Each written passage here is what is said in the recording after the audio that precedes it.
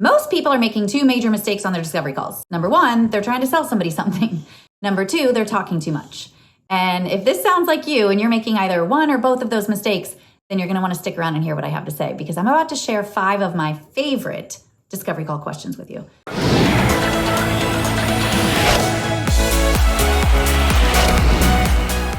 Hey there, health and wellness coaches. I'm Nick, your discovery call coach and your Exactly What to Say certified guide. And what I shared with you at the beginning of this video, the 2 mistakes that most people are making on their calls. They're trying to sell somebody something and they're talking too much. Here's what you want to do instead. You want to help somebody make a buying decision and you want to listen. And you're thinking, what am I listening to, Nick?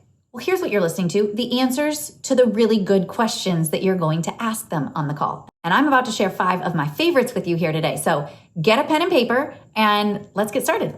Oh, by the way, these questions are in no particular order, but I will tell you where I use them in the call so that you have some context. So let's start with question 1. I like to pre-frame the conversation and tell people what to expect about the call. After I do that is when I use this question. The question that I ask is, what will make this call a success for you? Basically, I've just shared with them why I am on the call, what the agenda is. I've gotten their buy-in, and now I want to know, why are they there? The most powerful thing they can pay me with is their time. Why are they giving it to me? That's what I want to know first. Another great question. I like to ask this one when we're talking about pain points, when we're talking about where they don't want to be. What's their pain island? And here's the question I like to ask. What's wrong with staying where you're at?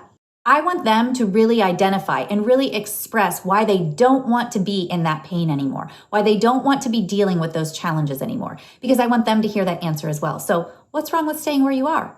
So when they answer that question, they're going to hear more reasons why they want to move closer to working with you, because they don't want to be there. They're telling you what's wrong with staying where they're at. Okay, the third question, you can use this in a lot of different places in the conversation. Here's what the question is. What makes you say that? And notice how I said it and the tone that I used. I want you to always be curious in your discovery call conversations. I want you to stay curious throughout the entire thing. Don't come with such certainty to the conversation, but instead stay curious and ask questions. When somebody says something that you want to help peel back the layers with, say, what makes you say that? I always want you to come from that space of curiosity. Be thinking from that lens. What makes you say that? And as a matter of fact, here's a bonus tip. You could actually say, just out of curiosity, what makes you say that? At the beginning of your question, you could just say, I'm curious, what makes you say that? Here are some great places to use that question. If somebody says, hey, it's too expensive, I'm curious, what makes you say that? I want to know what they're comparing it to. I want to know why they think it's too expensive, because what they just described to me sounds like they don't want to be there. And so the cost of being there sounds pretty expensive to me too. Or if they say, gosh, I don't know, I just don't know if I'm going to be able to make this happen. I don't know if I believe in myself. Just curious, what makes you say that? I want to understand, right? Any objection that somebody presents, that's a great question to use to start to peel back some of the layers. I'm just curious, what makes you say that? Okay, the fourth question, I want them to see the hurdles that have been in their way up to this point. And here's how I find that out. I say, why haven't you done this on your own? Or why haven't you been able to do this yet on your own? And I need to hear, what are the reasons that doing this on your own has never worked? Because there's a reason we're in this conversation. They clearly want something that I'm offering, and they haven't been able to find it out on their own or figure it out on their own. So I ask the question, why haven't you been able to figure it out on your own? It reveals a lot, and it helps you gain empathy for where they're at, and it helps them hear the answer to their question. Gosh, I haven't been able to do this on my own. I guess I do need some support. And that's how you help them make a buying decision. All of these questions are helping them hear the answers so that they're starting to realize, geez, I really do need this. That's what they're starting to realize as you're asking these good questions. And the 5th question that I'm going to share with you actually came on a real conversation I was having with somebody who was interested in working with me.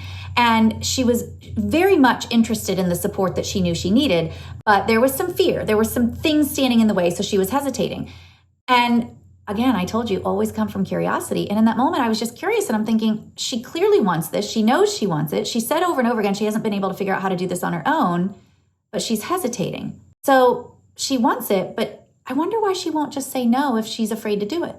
So I said, I'm hearing that there's parts of you that really want to do this, and there's parts of you that are maybe in a little bit of fear and you're hesitating. Just out of curiosity, why won't you just tell me no? I said it exactly the way I just said it to you, because that's exactly where I come from.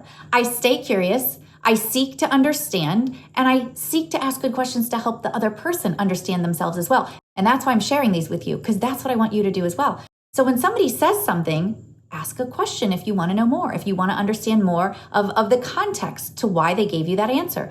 And that is how you are supporting someone in making a buying decision. Really powerful question. So here's what happened. When I asked that woman, why won't you just tell me no? You know what she said? Because I know I need this.